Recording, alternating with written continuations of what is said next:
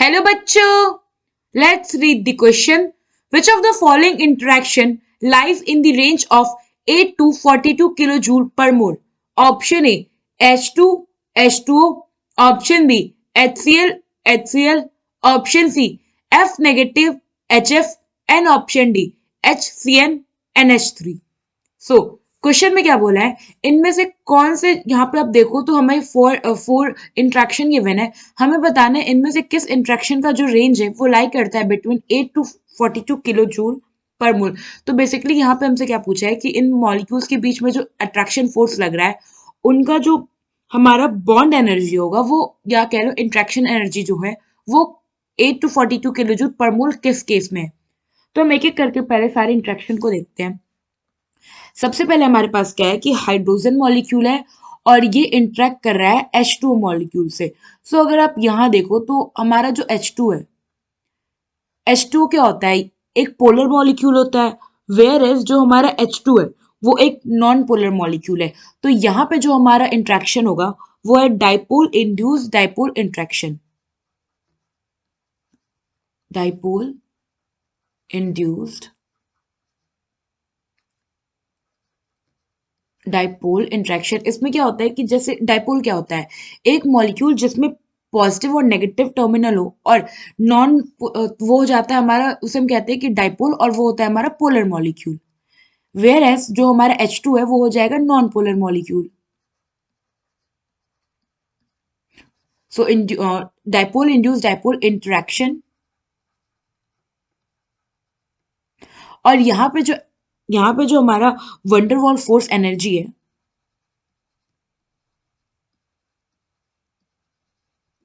Basically ये जो dipole induce dipole interaction है ये वंडरवॉल फोर्सेस का ही टाइप है। सो यहाँ पे ये भी एक तरह का वंडरवॉल फोर्स है। और यहाँ पे जो एनर्जी की बात करो आप, एनर्जी रेंज, तो ये होता है less than 8 kilo joule per मोल। ना सेकेंड हमारे पास क्या है, HCl। तो HCl में देखो आप, तो HCl क्या है, यहाँ पे H पे प्लस होता है, Cl पे नेगेटिव। इट मीन्स कि यहाँ पे क्या हो रहा है, दो पोलर मॉलिक्यूल के बीच में इंट्रैक्शन हो रहा है। तो जब दो पोलर मॉलिक्यूल के बीच में इंट्रैक्शन होता है तो उस इंट्रैक्शन को हम कहते हैं dipole dipole interaction.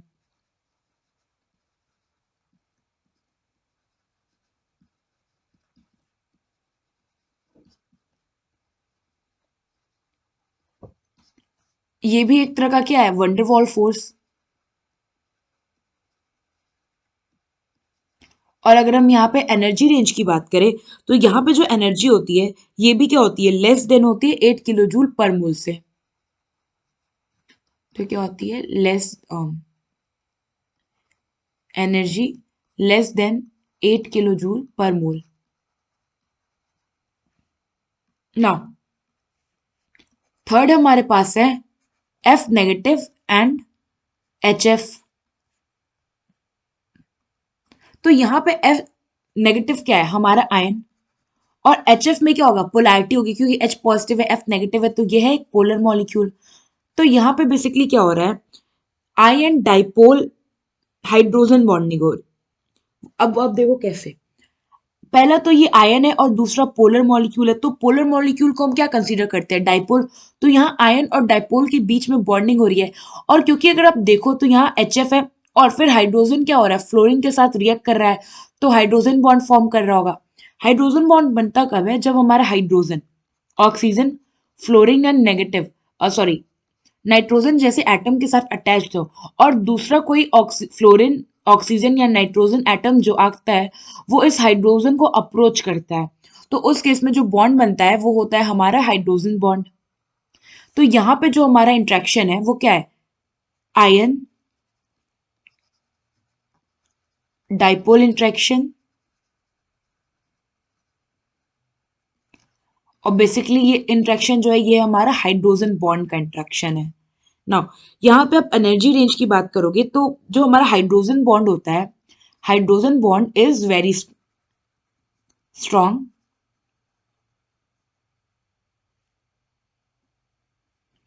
Hydrogen bond is very strong and इसकी अगर आप एनर्जी की बात करो तो ये होता है greater than 42 kilo joule per mole.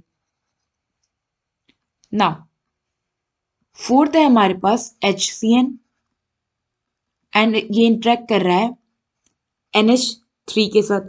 Now यहाँ पे अगर आप देखोगे तो यहाँ पे हमारा नाइट्रोजन है, यहाँ पे नाइट्रोजन है और ये क्या है हमारा हाइड्रोजन है। नाइट्रोजन जो है ये क्या है, 3 हाइड्रोजन एटम के साथ बॉन्ड है। तो अभी मैंने बताया कि अगर हाइड्रोजन हमारा ऑक्सीजन फ्लोरीन या नाइट्रोजन जैसे एटम के साथ बॉन्डेड हो और इस पे कोई फिर से जो हमारा फ्लोरीन और ऑक्सीजन या नाइट्रोजन एटम अप्रोच करे इस हाइड्रोजन पे, तो हाइड्रोजन बॉन्ड का फॉर्मेशन होता है। तो यहाँ पे हमारा क्या हो रहा है, यहाँ पे हो रहा है हमारा हाइड्रोजन बॉन्ड का फॉर्मेशन। और साथ ही साथ अगर यहाँ पे हाइड्रोजन बॉन्ड एनर्जी देखोगे तो ये होता है from the range 8 to 42 kilo joule per mole. Now यहाँ पे क्या था, आयन डाइपोल इंट्रैक्शन था प्लस हाइड्रोजन बॉन्डिंग थी, इसलिए यहाँ पे जो एनर्जी था वो बहुत ज्यादा था। तो हमसे क्या पूछा था क्वेश्चन में कि किस में जो एनर्जी रेंज है वो 8 to 42 किलो जूल पर मोल लाई करती है। तो हमने देखा जो हमारा HCN और NH3 के बीच में इंट्रैक्शन हो रहा है, इसमें हमारा क्वेश्चन में आज जो एनर्जी रेंज है वो है। सो ऑप्शन डी जो होगा हमारे यहाँ पे वो करेक्ट होगा। आई होप आपको एक क्वेश्चन समझ में आया होगा। Thank you.